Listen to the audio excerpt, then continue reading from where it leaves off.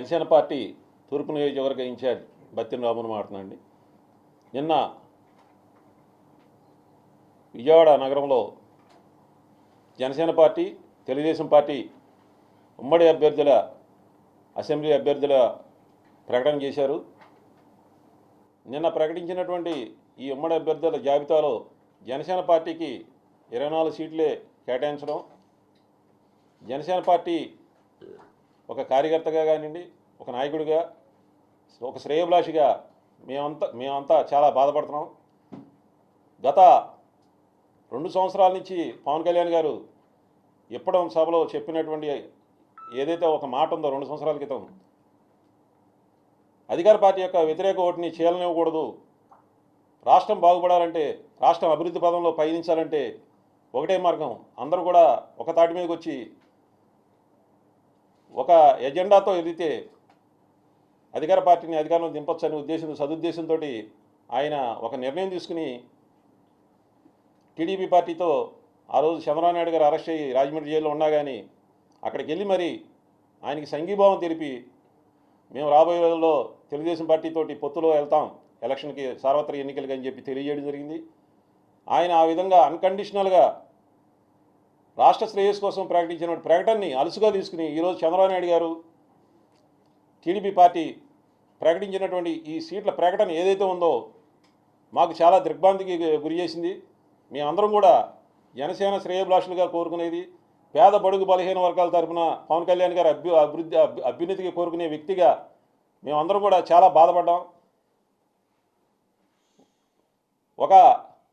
ఒక వ్యక్తి మంచి ఆలోచన చేస్తే ఇంకో వ్యక్తి అంతర్లీనంగా దుర్బుద్ధి ఆలోచన పెట్టుకుని ఒక పార్టీని ఎలా భూస్థాపితం చేయాలనే ఉద్దేశంతో ఈ యొక్క సీట్ల ప్రకటన ప్రకటించినట్టుగా అనిపిస్తుంది మాకు.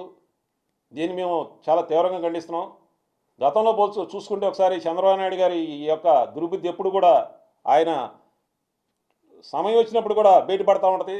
ప్రజలందరూ కూడా ఇప్పుడున్న నవశకం ఉన్నటువంటి జనసేనలో ఉన్నటువంటి జన సైనికులు తెలియదు గతంలో జరిగిన యొక్క చంద్రబాబు నాయుడు గారి యొక్క దుర్బుద్ధి ఆలోచన ఎలా ఉంటాయి, ఏ విధంగా ఉంటుంది, ఆయన బాధితులు ఎలా ఉంటారు, ఆయన వల్ల ఎన్ని పార్టీలు నాశనం అయిపోయినాయి, ఎంతమంది జీవితాలు నాశనం అయిపోయినాయి అనేది జన సైనికులు కొంతమంది తెలియకపోవచ్చు. మేము పవన్ కళ్యాణ్ గారు చెప్పిన మాటలు పయనిస్తూ జనసేనకి రావాల్సిన కోట ఏదైతే ఉందో జనసేన అని చెప్పినటువంటి గౌరవప్రదమైన స్కోర్ తీసుకుందాం. మనమందరం కూడా టీడీపీ పార్టీతో వెనకమాల వెళ్ళట్లేదు, టీడీపీ పార్టీ పక్కన నడుస్తున్నామని చెప్పి ఆయన చెప్పినటువంటి మాట ఏదైతే ఉందో, అలాగే అధికారాన్ని మనం షేర్ చేసుకోబోతున్నటువంటి డయాస్ మీద చెప్పినటువంటి మాటలు ఏదైతే ఉన్నాయో వాటికి అనుకూలంగా మేమందరం కూడా పయనిస్తూ మాకు రావాల్సినటువంటి గౌరవప్రదమైన స్కోర్ని టీడీపీ వారు రాకపోతే మాకు ఇటువంటి గతంలో జరిగిన చంద్రబాబు నాయుడు గారు చేసిన ఇన్సిడెంట్లన్నీ కూడా గుర్తుకొస్తున్నాయి. 2009లో ఇదే విధంగా ప్రజారాజ్యం పార్టీని ఏ విధంగా భూస్థాపితం చేశారో ఆ రోజు ఈనాడు పేపర్లో జెండా పీకేద్దాం అనే ప్రకటన ద్వారా పార్టీని అతంపాతాలను తొక్కేయాలని చెప్పి చంద్రబాబు నాయుడు గారు చేసిన దుర్బుద్ధి ఆలోచనే ఈనాడు రూపంలో వచ్చింది.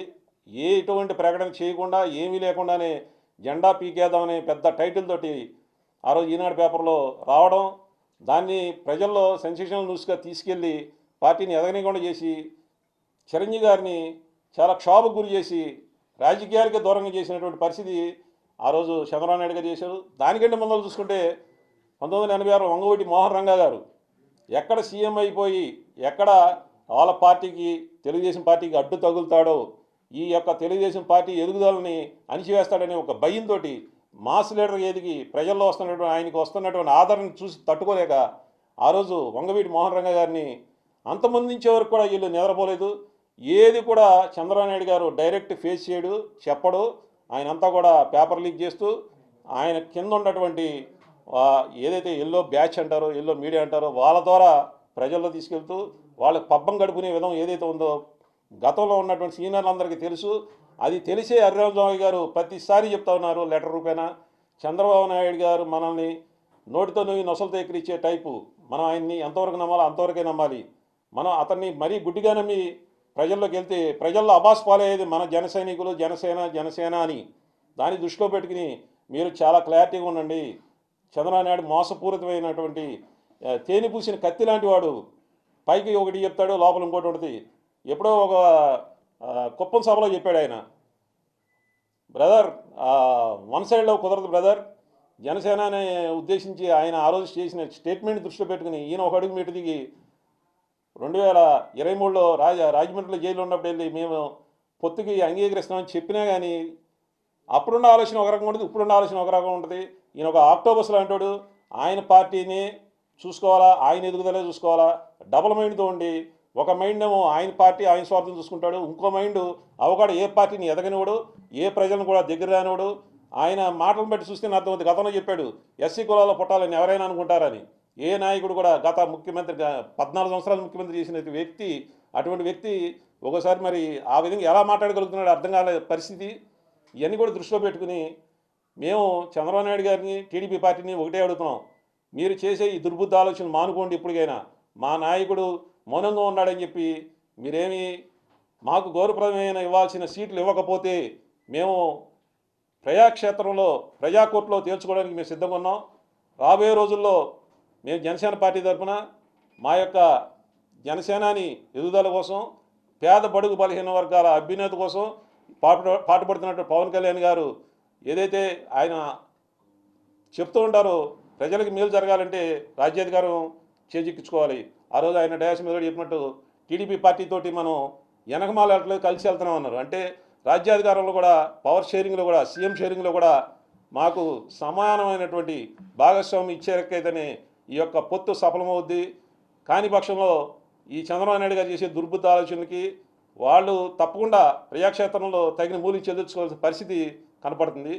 రేపు రాబోయే రోజుల్లో రేపు 57 సీట్లలో మాకు కావాల్సిన కోటా ప్రకారం మాకు జనసేనకి ఇవ్వాల్సిన ప్రయారిటీ మాకు ఇస్తూ మా రాజ్యాధికారంలో కూడా షేరింగ్ అవ్వాలని చెప్పి మీ మీడియా ద్వారా ప్రజలందరూ కూడా కోరుకుంటూ, అలాగే జనసేన పార్టీ జన సైనికులు వేరే మహిళలు కూడా ప్రతి ఒక్కరు కూడా ఎదురు చూస్తున్నటువంటి రాబోయే ఎలక్షన్లో తప్పకుండా మన పార్టీని గెలిపించుకునే విధంగా మనం పాటుపడుతూ మనకు రావాల్సిన వాటా కూడా మనం పోరాడి తెచ్చుకోవాల్సిన పరిస్థితి ఉంది.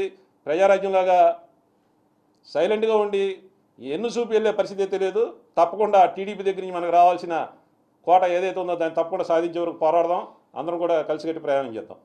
ఒకవేళ ఇవ్వకపోతే ఏం చేస్తారు సార్? మరి 57 సీట్లలో మీకు అవకాశం లేదన్నట్టుగానే ఇప్పుడున్న పరిస్థితిని బట్టి తెలుస్తుంది.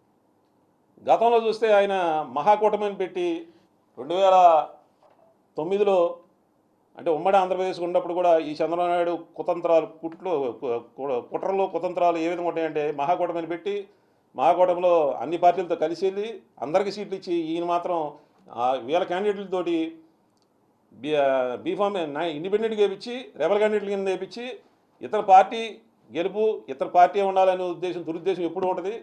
దానికి తప్పకుండా మేము అది దృష్టిలో పెట్టుకుని మేము అందరం కూడా ఆలోచించుకుని ఇంకా అవ్వలేదు కాబట్టి అది వస్తే తప్పకుండా ఫ్యూచర్లో దాని తగ్గ సమాధానం చెప్పడం మేము అందరం సిద్ధంగా ఉన్నాం. మా కార్యకర్తలందరితో కూడా మేము మళ్ళీ తరచూ సమావేశాలు ఏర్పాటు చేసుకుంటాం. మా పార్టీ తరఫున కూడా ఇన్స్ట్రక్షన్స్ ఫాలో అవుతూ మేము ఎటువంటి దుర్బుద్ధ ఆలోచన చేసినా కానీ ఈసారి మోసపోయే పరిస్థితి లేకుండా చంద్రబాబు నాయుడు గారు చేసే కుళ్ళు కుతంత్రాలు ప్రజాక్షేత్రంలో తేటదాలం ఏ విధంగా ప్రజలకు తెలియజేసి ఆ యొక్క పార్టీ చేసే కుట్రలన్నింటిని కూడా ఎదుర్కొంటాకి తిప్పికొడతాకి మేమందరం సిద్ధంగా ఉన్నాం. అంటే బీజేపీతో పొత్తు కుదిరితే మీ 57లోనే షేరిస్తారా, అదనంగా బీజేపీకి అడుగుతారా? అది 3 పార్టీలు కూర్చుని తెలుసుకోవాల్సిన పరిస్థితి. మా పార్టీ తరఫున అయితే మాకు కోటా రావాల్సిన విధంగా మాకు ఏదైతే గౌరవప్రదమైన నెంబర్స్ ఇస్తా ఉన్నారో అది అందుకునే వరకు మేము తప్పకుండా పోరాడతాం. ఇక్కడ ఒకటే ఒక విషయం అండి, మిత్రధర్మం అనేటువంటిది ఇరు పార్టీల వైపు నుంచి మిత్రధర్మం ఉండాలి. మిత్రధర్మం అంటే ఒకవైపు నుంచి ఇద్దరు మిత్రులు ఉన్నప్పుడు నువ్వు ఒకడే మిత్రధర్మం పాటించు నేను పాటించను అనేటువంటిది కరెక్ట్ కాదు. చంద్రబాబు నాయుడు కనుక మిత్రధర్మం పాటించకుండా ఉంటే అంటే గౌరవప్రదమైనటువంటి సీట్లు కనుక ఇవ్వకపోతే జనసేన సీట్లు జనసేన అభిమానులు కానీ వీళ్ళందరి దగ్గర నుంచి కూడా ఎలా మద్దతు వస్తుందని అనుకుంటున్నారు? రేపు పొద్దున జనసేన నుంచి మద్దతు కావాలి అంటే వాళ్ళు గౌరవప్రదమైన సీట్లు ఇవ్వాల్సిందే. ఇవ్వకపోతే జన సైనికులంతా కూడా మొత్తం అంతా కూడా రేపు ఎదురు తిరిగే పరిస్థితి కనిపిస్తూ ఉంది ఇక్కడ చూస్తే మాత్రం. మరి చంద్రబాబు నాయుడు ఏమనుకుంటున్నారో వాళ్ళ మద్దతు మాకు అవసరం లేదు, వాళ్ళకి ఏదో 4 సీట్లు పడేస్తాము కాబట్టి రేపు పొద్దున మేము గెలుస్తాము, మా 150 సీట్లలో మేము గెలిస్తే చాలు, 20 గెలవకపోయినా మాకు అధికారం వస్తుందని చెప్పేసి అనుకుంటున్నారో ఏమో తెలియదు. కానీ రేపొద్దున ఇదే పరిస్థితి ఇలాగే కనుక కొనసాగితే జన సైనికులందరూ కూడా ఎదురు తిరిగే పరిస్థితి అంటే బయటపడట్లేదు కానీ కానీ అందరిలో ఉన్నటువంటి ఆలోచన అయితే అటువంటి ఆలోచన కనిపిస్తూ ఉంది. దాన్ని మరి చంద్రబాబు నాయుడు ఏ విధంగా సరిదిద్దుతారనేది వేచి చూడాలి.